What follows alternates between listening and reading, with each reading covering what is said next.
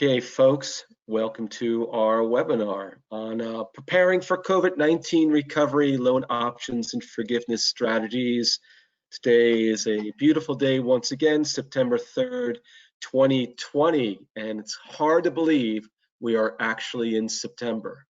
So yes, we are powered by, this presentation is brought to you by Sachs, sacsllp.com, Sachs Wealth Advisors, sacswa.com, and S2 Solutions. That's our new joint venture, s2solutions.tech, all your technology needs. This is our slide that we are required to tell you that this webinar presentation is for general guidance only and does not constitute the provision of legal advice, tax advice, accounting services, investment advice, or professional consulting of any kind. So this information that we're providing is not to be used as a substitute for consultation with professional tax, accounting, legal, or other competent advisors. And of course, we are here to help you, but reach out to us. But any decision or action that you take, you should be consulting a professional advisor, and hopefully that's us. Here's our illustrious recovery task force, myself, Todd, Josh, and Stephen, and wish Josh a happy 39th birthday. Today is his birthday, and as his birthday gift to us, he is part of this webinar. So Josh, you can receive all those wonderful gifts in the mail. We will be presenting your address so people could send you gifts and cards. Here's our today's agenda. I'm giving the introduction. We're going to be covering the EIDL loan, once again, a refresher, because that seems to have a resurgence in interest.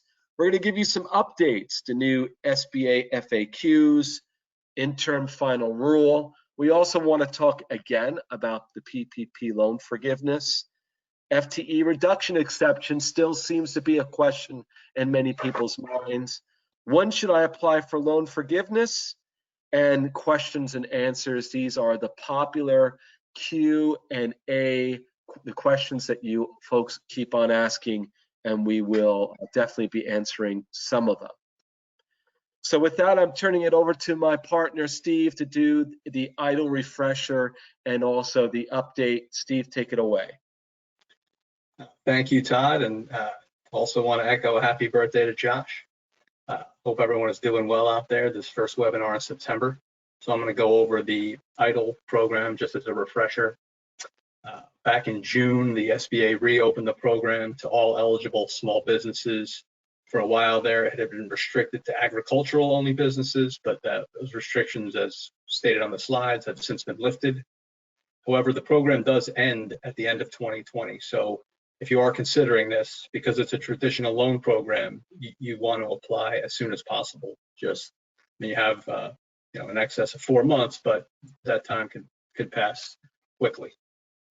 The maximum funding now is $150,000, and as we've said, on past webinars, the funding has begun, but the collateral and personal guarantee requirements have changed. So you'll want to check with the SBA when you're going through the application process. The $10,000 advance, which is basically a grant that would not need to be repaid, although there was a interaction with PPP, which we'll discuss later, but this advance is no longer available. So just keep that in mind as well, that you won't be able to apply for this $10,000 advance, but you can still apply for the traditional loan. As I previously stated, it's a detailed loan application process that's done through the SBA. It's not through your bank. So the SBA is the one administering this. And the loans do have favorable terms in that they have a 30-year payoff period, and the interest rate ranges from 2.75% for not-for-profits, whereas it's 3.75% for for-profit businesses, but there are no prepayment penalties, so you are able to pay this off earlier should you choose to do so.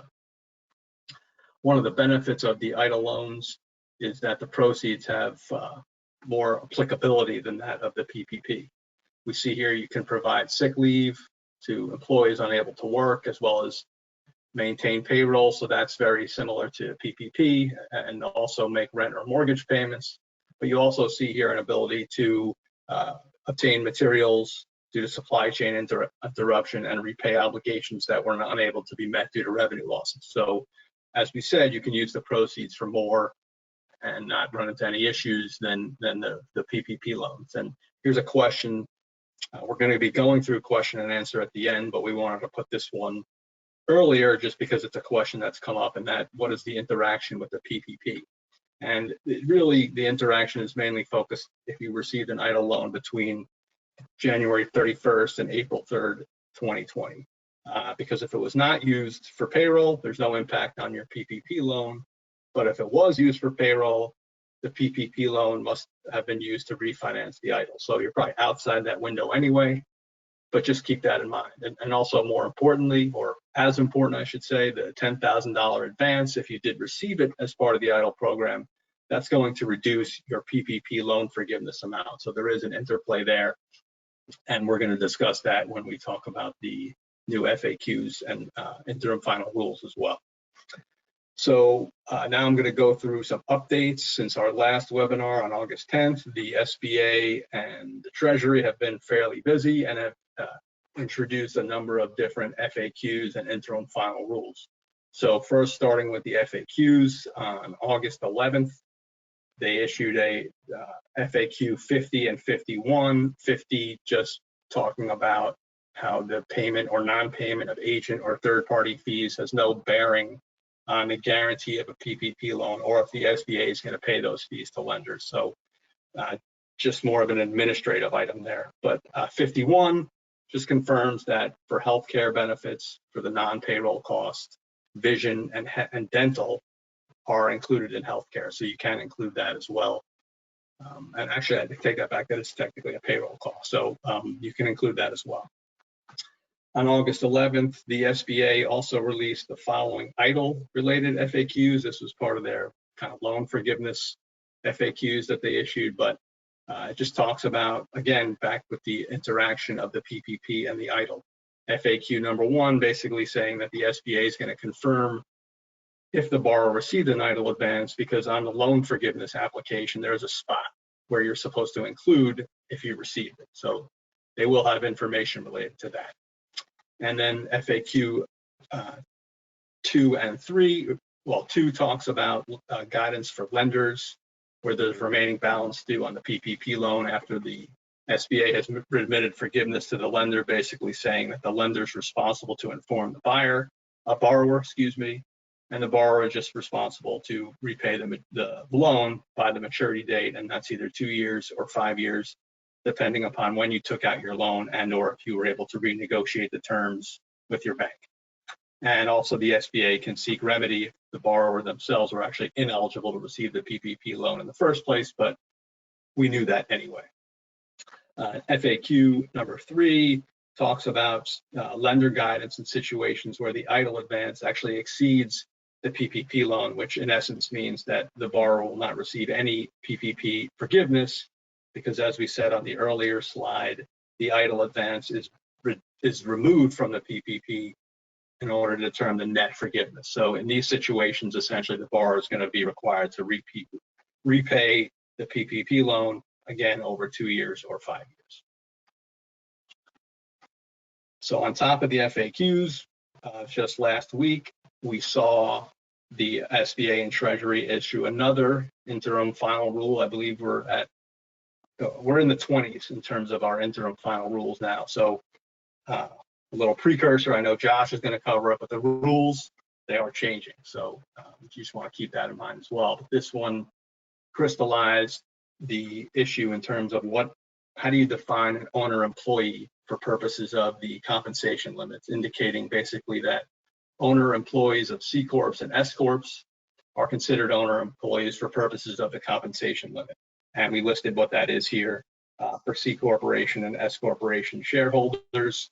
We see it here, and the key here noting that the S Corporation shareholders still have the limit on healthcare costs, which there is somewhat of a dichotomy in that 2% shareholders, as it's written now, are still their healthcare, their health insurance included in payroll costs will be limited. Whether they line that up so it lines up with the 5%, it has not been done yet, and it remains to be seen, but that's something to keep in mind as well. They did solidify that for us. Another one which was big here was related party rents. This has been a question that's arisen from time to time, basically now indicating that related party rent and leases are eligible for forgiveness, but there is a limit, and it's limited to the mortgage interest owed on the property attributable to the rented space, assuming that rented space there was an agreement in place on or before February 15th. So oftentimes the rent that is paid by a related party will exceed the mortgage interest that the recipient of the payment is receiving, but you're now going to be limited on that as well. So just something to keep in mind, especially for borrowers who thought they were looking at that 60-40 split in terms of payroll and non-payroll costs. Here's something you want to keep in mind when you're looking at your non-payroll costs. And lastly, they issued the interim final rule covered amounts attributable to business operations where there's a tenant and subtenant or household expenses. And these examples here are directly from the interim final rule, but they are important, and we can kind of walk through them briefly. The first one talks about rent and a subtenant, so where there's $10,000 of rent paid, but then you're receiving $2,500 of rent from a subtenant, your net rent there, your $10,000 minus your $2,500 or your $7,500 is the only piece eligible for loan forgiveness. Now, if the subtenant has also applied for PPP forgiveness, that's where they would take the $2,500 into consideration, but that really has no effect on the actual the borrower in this question. In the case of a mortgage, you see here that there's a fair market value split in number 2 to determine how much of the mortgage interest is actually eligible for loan forgiveness, where you basically take the fair market value of the space that is not leased out to other businesses and apply that over the total, and that's how much you can include in forgiveness. When you share a rented space with another business, you have to prorate your rent and utility business. It's the same manner on your 2019 tax filings, or if a new business, 2020. And there's also an item for working out of your home where you can only include the amounts that were actually deducted on your return, as opposed to the full utilities or full other item. It's just the part that really impacts your business. So definitely important information was released. We are constantly, trying to keep ahead and keep afloat of this, but it's important that people realize that the rules are still changing. So that's something to keep in mind as well. And with that, I'm now going to turn the program over to Josh. Take it away, Josh. Hey, thanks, Steve, and thanks everyone for the birthday wishes too. I'm getting texts fast and furious, so definitely appreciate that. So, going with the theme today about trying to answer your questions and seeing those common challenges, that folks are having with managing the PPP, starting to look at the application. We thought it was important again to go through the FTE issues and the rehire exceptions, just so again everybody can understand one more time just how this impacts it. So remember, originally it was if you had terminated employees between February 15th and April 26th, you were originally supposed to bring them back by June 30th. Then when the rules changed, that date got pushed out to December 31st. So December 31st is still an important date at this point. And again, it's going to be one of the reasons we're going to get into in a little bit as to why you wait. So again, remember, you want to maintain written documentation for any employee who was fired for cause, employees who voluntarily resigned from the company, employees who voluntarily requested and received a reduction in hours, and employees whose hours were reduced and the employees refused an offer to restore hours at the same salary or wage. This is not going to hurt your FTE count. So again, this is really important stuff. And the documentation has become very important because we don't know, for certain what the bank, what the SBA is going to require that you submit as part of the forgiveness application. We know that they say that you should maintain all this documentation, but again, if we learned anything in the application process, different folks ask for different things. So if we're going to make this claim, which I think a lot of companies, at least who I've spoken to, are, because you have individuals who fit each one of these buckets, and we know that the FTE and the salary reduction piece is the biggest challenge to this whole application. You want to have this buttoned up. So if you haven't done it yet, it's very important to do it now. Then there's two safe harbors that also come into play. And the first one was, if you remember, is the good faith documentation of an inability to rehire personnel who were employees as of February 15, 2020, as well as an inability to rehire similarly qualified employees by December 31st, 2020 as well. So remember, we had people who we furloughed, we wanted them to come back, whether they stayed on, most of the folks stayed on unemployment, they didn't want to return. That documentation is important.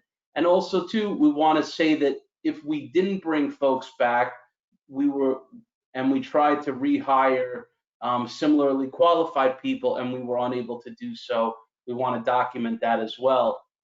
And the second one is the COVID-19 exception, which again, I think a lot of folks are going to lean on, especially given the fact that business has not returned today to where it was. So again, there's two pieces to this. One is that if you cannot operate at the same level of business activity as pre-COVID, and the other one is that because of the office space, the warehouse space that you work in, if you're unable to comply with the guidelines of social distancing, having the right PPE, sanitation, and because of that purpose, you're unable to return to where you were pre-COVID, that's also a reasonable exception. So again, documentation, certainly from a numbers standpoint, the numbers don't lie, so you would provide a profit and loss statement. I mean, it's, pretty simple from that standpoint to see that the business level is reduced. But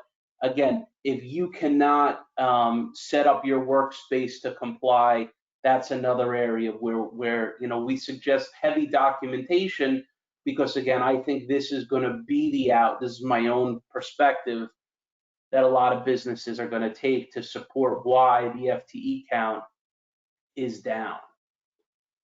Okay, so here's another question, right? We get all the time is, when should I apply for forgiveness? I'm ready. Many borrowers have, they moved on, they say, I've spent the money, I want to put this in the rear view mirror. But truth be told, there's still a lot of things that are out there. And again, we want to just reiterate these, because while I get it, you want to put it behind you, there's still a lot of open questions and a lot of changes. So the first one is do you really want to be first? Do you want to be the guinea pig to the bank, to the SBA? If you have a loan in excess of $2 million, do you want to be that first company that's audited? To me, I never like to be the guinea pig. Changing rules, as Steve just mentioned before, the rules are still changing despite everybody spending the money. So I can't even say with confidence that if you submit the application today, you are grandfathered under the old rules, because remember, the bank has 90 days from the date that you submit your application to render a decision. So if all the rules are not out there for the public, chances are they're going to wait as long as possible, and then you may have to go back and make those changes as well.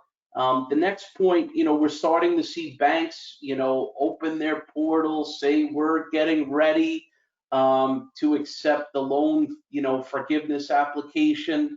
I think, the proof is in the pudding there, and let's really see if people do accept these forgiveness applications. Like I said, it's possible they may accept them, and then there's a very good likelihood that they're going to sit on them. The next one, so there's still many people out there who haven't made it to the very end of their covered period. So by going from 8 weeks to 24 weeks, and Todd's going to talk a little bit later about some of the advantages and disadvantages of both. But again, there's still some folks out there who have not spent the money. The next one is you have 10 months, right, from the end of your covered period to apply. So again, this kind of goes with the first point. Maybe you want to really, think about waiting this out until everything is available. The next one is, we know that the application has changed. It will probably change again with more changes that are being made. So again, we're trying to avoid duplicating efforts and anxiety and energy and stress on everyone out there who's going through this process. The next one is loan forgiveness threshold. So it's been mentioned, although nothing has been put in writing to this point, that it is possible that if your loan is under a certain threshold, you may not have to apply at all. So again, why rush and expend all that energy if maybe you won't have to do it? The next one, and this is still really a work in process, is that some of the reports we've seen from some of the payroll companies are not accurate with respect to payroll that's being reported as good payroll for eligibility purposes, and they're also having trouble tracking FTEs as well. So there's still some things to be worked out on their end too. So if you're relying on these reports from the payroll company, you must look at the information that they're giving you and not just take it for face value. So again, that's another important aspect of it. So again, a lot of things, and then there's another one that's not on here, and again, Todd is going to touch on it later. There are some software companies, some of which we are evaluating as well, who is putting out software to automate the application process so that you go in and you enter all your information and the form populates on its own. So again, a really nice feature, and it'll prevent you from, if you do have to make changes, going back and doing the whole thing all over again. So again, I understand the reasons why you'd want to rush forward, but maybe we've given you some reasons here, maybe just to sit back and hold tight a little bit longer. So with that, I'm going to turn it over to Todd, who's going to go through questions which you have submitted and our responses to those questions. Todd, the floor is yours. Thanks, Josh. And again, happy birthday. Happy 39th birthday. You finally caught up to me. So, questions and answers. What are the owner compensation payroll cost threshold for partners in a partnership? General partners are capped by the amount of the 2019 net earnings from employment, reduced by the claim section 179 expenses, unreimbursed partnership expenses, and depletion from oil and gas properties.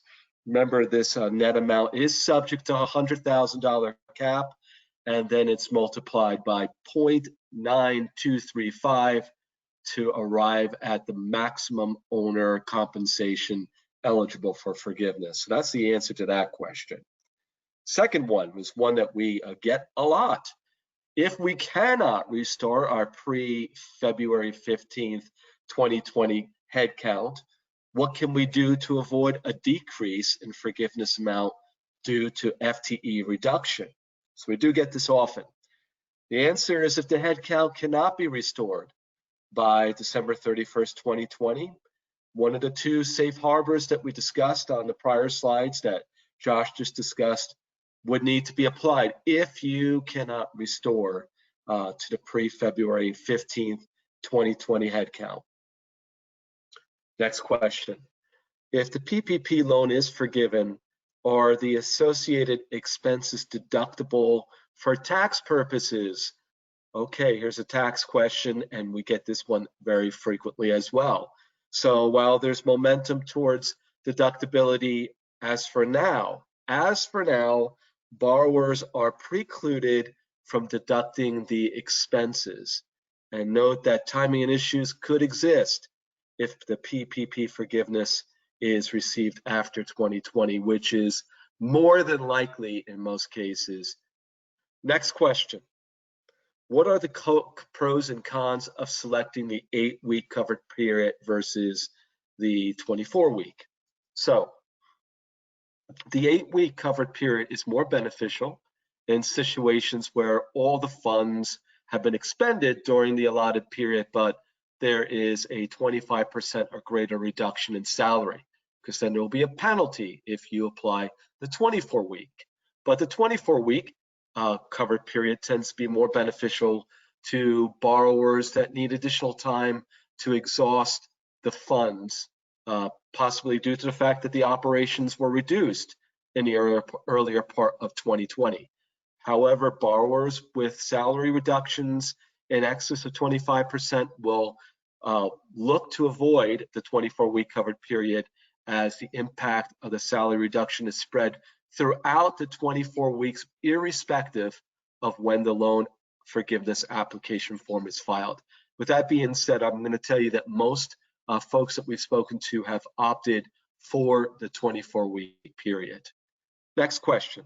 Can you apply for forgiveness prior to the close of the 24-week covered period if all PPP funds have been expended? You are not required to wait for the 24-week covered period to expire to apply for forgiveness. However, the FTE reductions and salary reductions, if any, should be considered. Remember, you'll be penalized. It will be carried through the entire 24-week period, even if you apply, say, in the 10th or the 12th week. Next question. Does the selection of the 8-week or 24-week covered period apply to payroll cost and non-payroll costs? And the answer is yes. Borrowers would apply the same covered period to both payroll and non-payroll costs, although borrowers are given the option to select the alternative covered period for payroll costs. Question number 7. If there is is there a possibility of automatic forgiveness of PPP loans less than certain levels and or business income if business income is 50% below that of the pre-COVID-19 levels? So there's been a lot of discussion surrounding automatic forgiveness for loans below certain thresholds, but there's nothing that's been finalized yet. So don't count your chickens before they hatch. So PPP2 may address additional funding in situations where there is a reduction in revenue, but this is not law as of yet either, so hold tight. Next question, 8. How is forgiveness impacted when a high salaried employee, someone who's greater than $100,000 annually, chooses not to come back to work and business income does not allow for a rehire? Again, the answer is the FTE safe harbor number 2, if applicable, would have to be considered. That's the COVID-19 exception. Question number 9. Are less than 5% C corporation and S corporation owner employees included in the FTE reduction calculations? That's table 1 or table 2 of the loan forgiveness application. And the answer is no. Owner employees would not be included in table 1 or table 2 of loan forgiveness application as presently constructed. And note that ownership percentages nor type of entity should impact this conclusion. Last question. Will FTEs be measured at the time of the PPP loan forgiveness application is filed, or at December 31st, 2020? So this is the open question, folks. And we're still awaiting guidance for situations where borrowers plan to restore headcount and or salary by December 31st, 2020. However, absent this situation, the loan forgiveness application forms request FTEs as of the date of the application. So we don't know the answer to that yet. And so it's better, I think, to wait. Okay, let's talk a little bit about the PPP advisory services that we're providing to our clients. We are now getting to the point, as we've been talking about, that you are considering the application. It's going to happen probably before December 2020, and we are helping clients with that application. We actually are, as Josh mentioned, considering software that's proprietary software, which will help you to get that done in a very automated fashion. And so we wanted to take a minute to see whether or not you are interested in additional information on our advisory services, the software that we'll be using. So I'll give you a minute to answer this question. This will enable us to actually contact you with a one-page flyer that we're just putting on together next week. So if you're interested in learning more about our advisory services, click yes. And if you're not, click not at this time. We'll give you a minute as the sirens in the background. I don't know what that's signaling. I don't know if it means it's celebrating Josh's birthday or not, but they're stopping. So yes, you're interested, and therefore we will send you some information because we'll have your email address. No, not at this time, and we will respect that as well.